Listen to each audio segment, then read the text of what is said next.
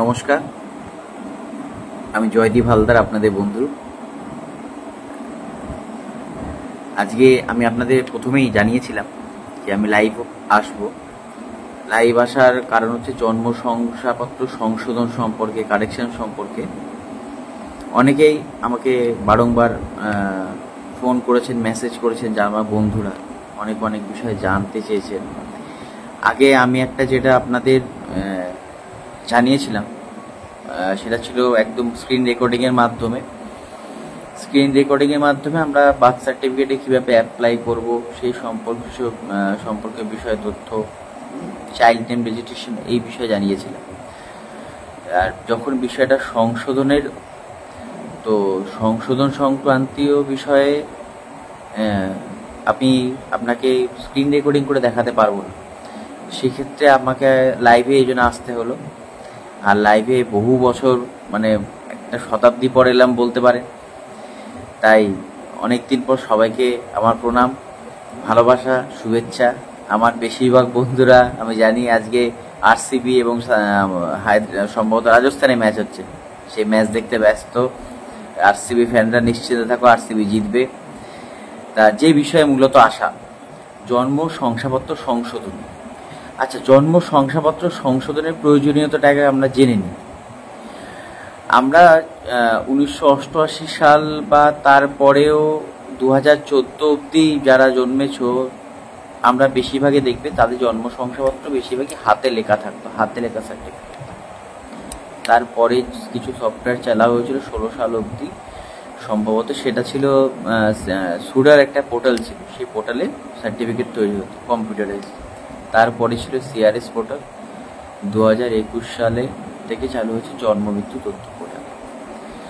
জন্ম শংসাপত্রে অনেক ক্ষেত্রে দেখা যায় অনেক কিছু ভুল থাকে, আমরা অনেক সময় সেটাকে এড়িয়ে যাই। আমি বারংবার বলবো, ভুলগুলো যদি থেকে থাকে এড়িয়ে যাবেন না। এই জন্য আপনি হয়তো তৎকাল এখন ভাবছেন কি দরকার, কি প্রয়োজন, এইটুকু ছোটোতে কি অসুবিধা হতে পারে। একটা সন্তানের ভবিষ্যতে জানবেন, যদি সে কখনো পাসপোর্ট সংক্রান্ত বিদেশে যাওয়ার সুযোগ পায় বা উচ্চশিক্ষার সুযোগ পায়, তখন কিন্তু বার্থ সার্টিফিকেট একটা বড় রকমভাবে ম্যাটার করে থাকে। তা জন্ম শংসাপত্র সংশোধন বিষয়ে আমি আলোচনা করব। তা জন্ম শংসাপত্র সংশোধনে আমি কি জিনিস সংশোধন হয় প্রথমে বলি। জন্ম শংসাপত্র সবার প্রথমে জানবেন, নাম পুরোপুরি পরিবর্তন কোনোদিন হয় না। অর্থাৎ বাচ্চার নাম, বাবার নাম বা মায়ের নাম পুরোপুরি পরিবর্তন হয় না। উচ্চারণ একই রকম থাকবে, কিন্তু অ্যালফাবেটিক্যালি চেঞ্জ হবে, সেটা সম্ভব হয়। যেমন ধরুন, বাচ্চার নাম শুভ। আমি এটা একদম সাম্প্রতিক একটা ঘটনা বলছি। নতুন বাচ্চা জন্ম হয়েছে। এখন তো জন্মর নামকরণ আপনারা নিজেরাই সাইবার ক্যাফে বা ফোন থেকে করতে পারেন। যেখান থেকেই পিতা বা মাতা যিনি করিয়েছিলেন, তিনি নাম বলেছিলেন শুভ রাখবো, তো সেই সাইবার ক্যাফের লোক শুভ বানান লিখেছে SUBO। পরে ওনারা যখন সার্টিফিকেট ইস্যু হয়, বেরোয়, দেখতে পায়, তখন দেখছি এটা SUBO না, তো SUBH হবে। তা এই সংশোধনটা সম্ভব। তারপরে ধরুন মিডিল নেম, অর্থাৎ অনেকে আগেকার বেশিরভাগ থাকতো অরুণ কুমার রায় তার নাম হয়। তিনি এখন, আগে তার অরুণ কুমার রায় ব্যবহার করতো, পরে তিনি সংশোধন করে অরুণ রায় করেছেন। এখন তার পুত্র বা কন্যার সার্টিফিকেটে সে অরুণ কুমার রায় হয়ে আছে, তিনি অরুণ কুমারটা ওঠাবেন, অরুণ রায় রাখবেন। বা অনেক ক্ষেত্রে দেখা যায় সারনেমের ক্ষেত্রে, যেমন আমি আমারটাই বলি, হালদার অনেকে HALDER লেখে, অনেকে HLDAR লেখে। তো এই সংশোধন, অর্থাৎ যদি DER থাকে তাহলে DAR, হ্যাঁ, এটা সম্ভব। নামের ক্ষেত্রে বারংবার বলছি, নাম পুরোপুরি সংশোধন কোনোদিন সম্ভব। নামের অ্যালফাবেটিক্যালি চেঞ্জ সম্ভব, অর্থাৎ উচ্চারণ একই থাকবে, আপনি অ্যালফাবেটিক্যালি চেঞ্জ করতে পারেন। অর্থাৎ আমার নাম জয়দীপ, JOYDEEP, জয়দীপটা, সেটাকে আমি চেঞ্জ করি JAIDEEP, এটা আমি করতে পারি। তা এই হচ্ছে সংশোধনের এই বিষয়গুলো। তারপর আপনি অনেকে অ্যাড্রেস চেঞ্জ করতে চান, যে আমি এক জায়গায় থাকতাম, আমি অন্য জায়গায় একদম পার্মানেন্টলি শিফট হয়ে চলে এসেছি, আমি অ্যাড্রেসটা সংশোধন করতে চাই। অ্যাড্রেসও সংশোধন করা যায়। সংশোধন করা যায় মূলত বাচ্চার নামের বানান, সারনেমের বানান, তার পিতার বানান, পিতার সারনেমের বানান, মাতার নাম, মাতার সারনেমের বানান, অ্যাড্রেস। এছাড়া বাকি কোনো তথ্যই, অর্থাৎ আপনি যদি ভাবেন জন্মের তারিখ চেঞ্জ সম্ভব না, এটা কোনোদিনই সম্ভব হয় না। তা জন্ম তথ্য মানে জন্ম এগুলো যেগুলো সংশোধনের জন্য কিছু নিয়ম মানে কাগজপত্র বা যে ডকুমেন্টারি এগুলো লাগে সরকারি নিয়ম অনুযায়ী, আমি একবার আপনাদের বলে দিই কি কি কাগজ লাগে। তো টোটাল 11খানা কাগজের লিস্ট থাকে। তো একবারে পুরোপুরি 11টা লাগে না, কিন্তু কি কি লাগে আমি আপনাদের বলি। প্রথম হচ্ছে জন্ম শংসাপত্র সংশোধনের জন্য মেন নথিপত্র হচ্ছে জন্ম শংসাপত্র, অর্থাৎ বার্থ সার্টিফিকেট অরিজিনাল। দ্বিতীয় হচ্ছে ভোটার কার্ড, তৃতীয় আধার কার্ড, চতুর্থ বাচ্চার পোলিও কার্ড, পঞ্চম হচ্ছে হাসপাতালের ছুটির কাগজ, না হলে নার্সিংহোমের ডিসচার্জ সার্টিফিকেট, ষষ্ঠ হচ্ছে পঞ্চায়েত প্রধান বা মিউনিসিপ্যালিটি চেয়ারম্যান দ্বারা ছবি প্রত্যয়িত শংসাপত্র, অর্থাৎ ফটো অ্যাটেস্টেড করা একটা রেসিডেন্সিয়াল, মা বাবার বিয়ের শংসাপত্র অর্থাৎ রেজিস্ট্রি কাগজ, মুসলিম যদি আমাদের সম্প্রদায় থেকে হয়ে থাকে তাহলে তাহাদের কাবিননামা, বাচ্চার স্কুলের সার্টিফিকেট, রেশন কার্ড, আর ফার্স্ট ক্লাস ম্যাজিস্ট্রেটের কোর্ট এফিডেভিট। ঘটনা হচ্ছে এতগুলো কাগজের মধ্যে এতগুলোই যে লাগবে বা এতগুলোই লাগে সেটা না, কিন্তু মূল যেগুলো লাগে সেটা হচ্ছে বাচ্চার বার্থ সার্টিফিকেট লাগবে, বাচ্চার ধরুন মায়ের নামের বানানের সারনেমটা, ধরুন মায়ের নাম বিয়ের আগে ছিল পল্লবী রায়, তিনি বিয়ের পরে পল্লবী রায় কর্মকার করবেন। তার সন্তান হওয়ার পরে আগে অবধি সেটা পল্লবী রায় কর্মকার তার করা হয়নি, সন্তান 1 বছর 2 বছর বয়স হয়েছে, পল্লবী রায় কর্মকার করেছেন। এবার তিনি চাইছেন বাচ্চার শংসাপত্রে তার নামটা পল্লবী রায়ের জায়গায় পল্লবী রায় কর্মকার হবে। আচ্ছা, এটা কি পরিবর্তন সম্ভব? অবশ্যই সম্ভব। তার জন্য কি করতে হবে? তার জন্য মাকে ফার্স্ট ক্লাস জুডিশিয়াল ম্যাজিস্ট্রেটের কোর্ট এফিডেভিট লাগবে। বারংবার বলছি, কোনো নোটারি এফিডেভিটে চলবে না, কোনো এক্সিকিউটিভ ম্যাজিস্ট্রেট এফিডেভিট চলবে না, ফার্স্ট ক্লাস জুডিশিয়াল ম্যাজিস্ট্রেটের কোর্ট এফিডেভিট লাগবে। বাবার ভোটার কার্ড আধার কার্ড লাগবে, মায়ের ভোটার কার্ড আধার কার্ড লাগবে, একটা অ্যাপ্লিকেশন লাগবে। আপনি যদি পঞ্চায়েতে থাকেন তাহলে পঞ্চায়েত প্রধানকে করবেন, অর্থাৎ যিনি রেজিস্ট্রার। যদি আপনি পৌরসভায় থাকেন তাহলে পৌরপতিকে করবেন, যিনি রেজিস্ট্রার। পুরো তাকে ঠিক সেই সম্পূর্ণ এই ম্যাটারটা লিখবেন যে আমার সন্তান এত তারিখে অমুক জায়গায় জন্মগ্রহণ করে, তাহার জন্মের সময় জন্ম নিবন্ধীকরণের সময় আমার নাম অমুক ছিল, আমি ইহা পরিবর্তন করিয়া সংশোধন করিয়া এই এই সারনেম অ্যাড করেছি, বা আমার নামের বানানের এই অংশটা চেঞ্জ করেছি। অ্যালফাবেটিক্যালি সেম আছে, কিন্তু অ্যালফাবেটিক চেঞ্জ, উচ্চারণটা সেম আছে, অ্যালফাবেটিক্যালি যেটা চেঞ্জটা হচ্ছে এটা করেছি, আমি এর সংশোধনটা করিতে চাই, আমাকে আর অনুমতি দেওয়া বাধিত করা হয়। এই কাগজ 4টে বার্থ সার্টিফিকেটের অরিজিনাল জেরক্স, এগুলো নিয়ে পৌরসভা বা পঞ্চায়েতে আপনি দেখা করলে তাহারা আপনাকে সংশোধন করে দেবে। তবে আর একটা জিনিস মাথায় রাখবেন, বার্থ সার্টিফিকেট কিন্তু বারংবার কারেকশন হয় না। আপনি সার্টিফিকেট যদি একবার কারেকশন করে ফেলে থাকেন, ধরুন একবার মায়ের নাম কারেকশন করেছেন, দ্বিতীয়বার আবার যাচ্ছেন বাবার নাম কারেকশন করতে, তৃতীয়বার যাচ্ছেন সন্তানের নামের কোনো কারেকশন করতে, সেই ক্ষেত্রে কিন্তু এই বারংবার কারেকশন হয় না। কারণ পোর্টাল একবার ম্যাক্স টু ম্যাক্স দ্বিতীয়বার পোর্টাল অ্যাকসেপ্ট করে, তৃতীয়বার কিন্তু ওই সার্টিফিকেটটা তৃতীয়বারে ওটাকে লক হয়ে যাবে, আপনি কিন্তু পরিবর্তন করতে পারবেন না। তাই যখনই কোনো রকম বার্থ সার্টিফিকেটে কোনো চেঞ্জেস করবেন আগে দেখে নেবেন।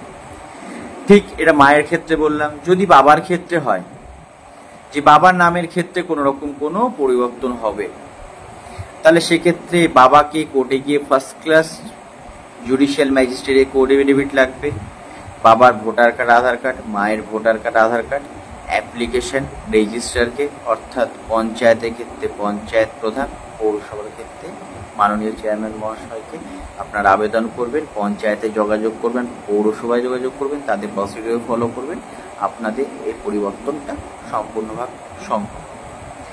আচ্ছা, এবার তৃতীয় প্রসঙ্গে আসি, যেটা হচ্ছে বাচ্চার ক্ষেত্রে।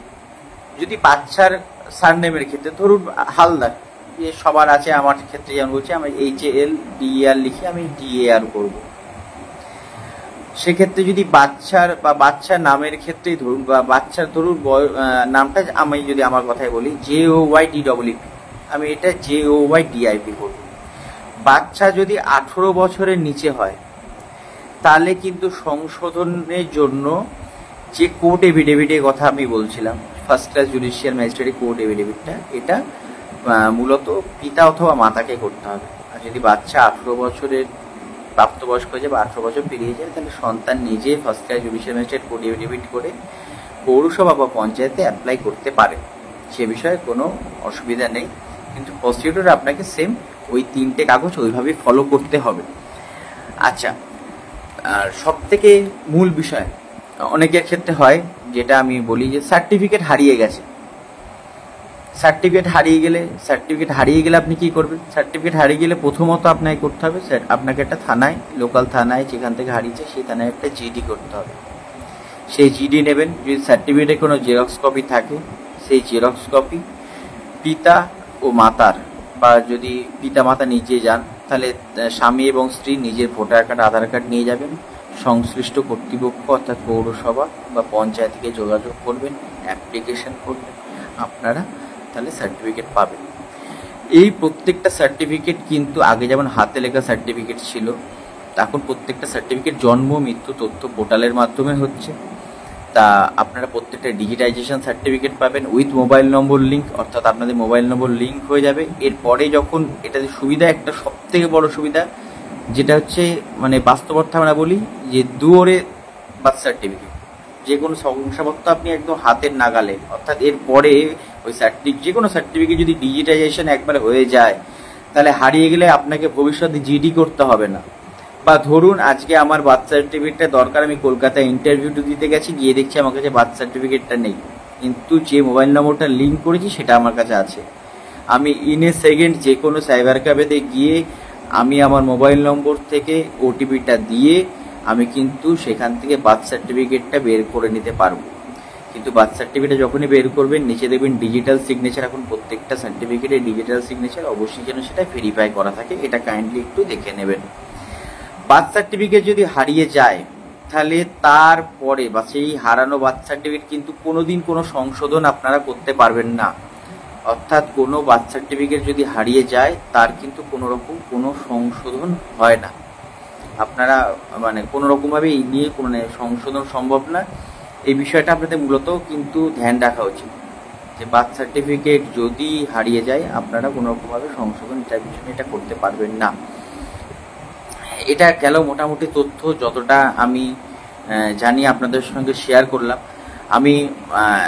আপনি অনলাইন তো আছি, আমি লাইভে আছি। যদি কোনো প্রশ্ন থাকে আপনাদের কাছে এই মুহূর্তে, আপনারা আমাকে প্রশ্ন করতে পারেন, আমি উত্তর দিচ্ছি। এখনো পর্যন্ত এই মুহূর্তে পর্যন্ত দেখছি কোনো প্রশ্ন এখনো পর্যন্ত আসেনি। আচ্ছা, প্রত্যেকে যারা দেখছেন তাদের অসংখ্য ধন্যবাদ। যদি কোনো কিছু জানার থাকে আপনারা কাইন্ডলি জিজ্ঞেস করতে পারেন। যদি আমি কিছু মিস করে গিয়ে থাকি, আমি আপনাদের বলছি বা বলবো।